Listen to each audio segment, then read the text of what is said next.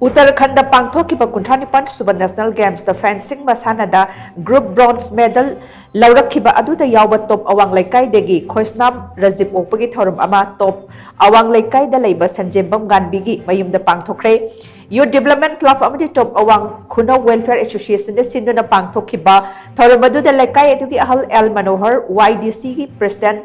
A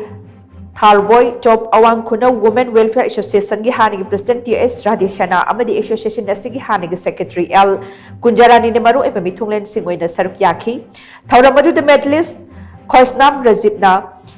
miyamna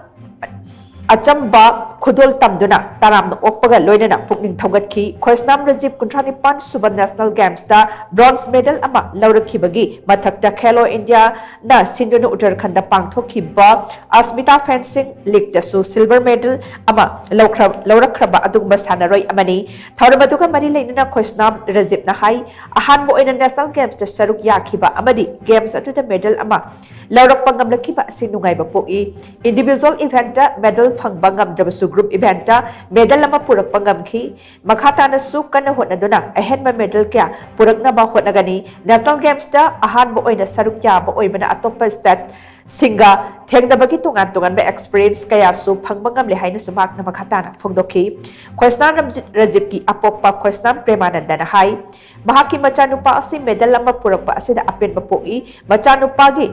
Sanabagi amadi mahi masing tamhanaba hotnabada thengnakhiba awaba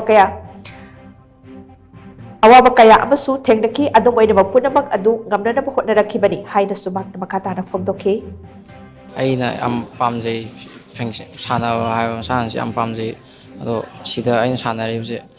a yongnaba sana gin khal a yongna mai paknaba masakna miyamdi oigena khal sana baje chahi 9 10 ang sure ado I struggle haragadi sanabase yam isai thonda wana khopa adagi oja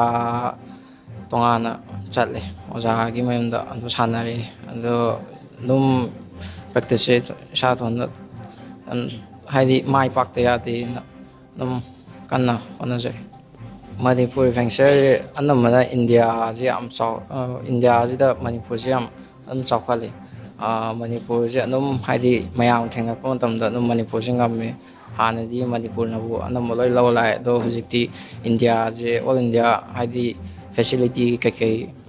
doi chamana helakpa Khelo India scheme lakpa center amamda nain lerakpa ko somai tawdi hujikti mai anum atopa state ki jo anum hujikti yam ling anum ado ling haiji Manipur anum hujikti anum kanon taw ling aikogi national gi silakko matamda aikogi Manipur gi board ki exam gi hek tatana aikoi mayok nai masi aikoida mapa mo oibada yamna wai maramdi sanagadra parikha bu thagadra haibagi board suguma aikoida masi ama toina thengnai hauji su asing asigi su ma exam je nakitang thengbagi damukta patu yap thadaini ado masi besi oibagi damukta khudok chaba kitang phang bani laiba tang kumarida magi exam je pidai ni